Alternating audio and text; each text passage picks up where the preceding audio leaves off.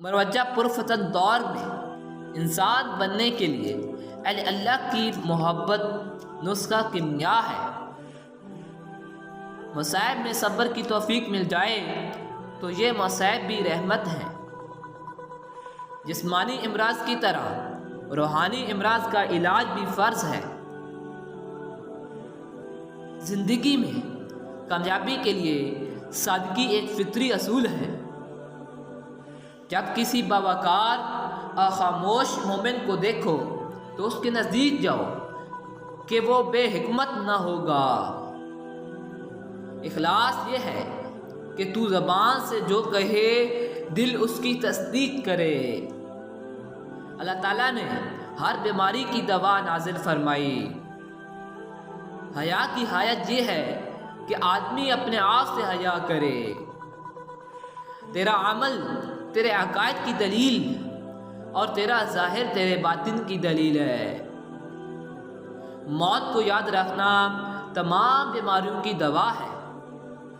سب سے بابرکت نکاح وہ ہے جو کم خرچ ہو۔ سب سے آسان کام نکاح کرنا ہے۔ نیک بیوی دنیا کی عظیم ترین دولت ہے۔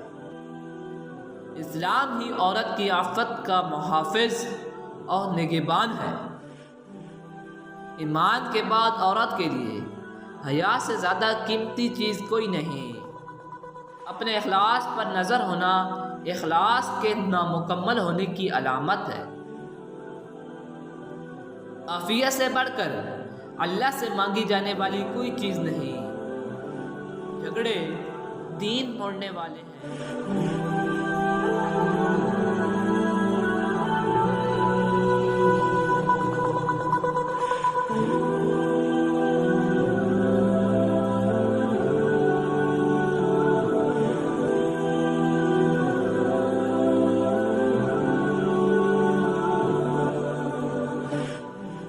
وائے ناکامی متا کروا جاتا رہا، کروا کے دل سے اساس ضیا جاتا رہا۔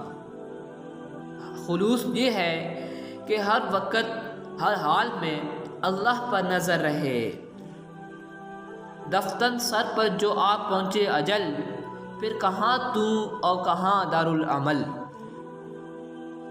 عمر اپنی یوں نہ غفلت میں گزار، ہوشیار اے بے غفلت ہوشیار۔ باپردہ عورتیں اکثر جسمانی اور روحانی امراض سے محفوظ رہتی ہیں۔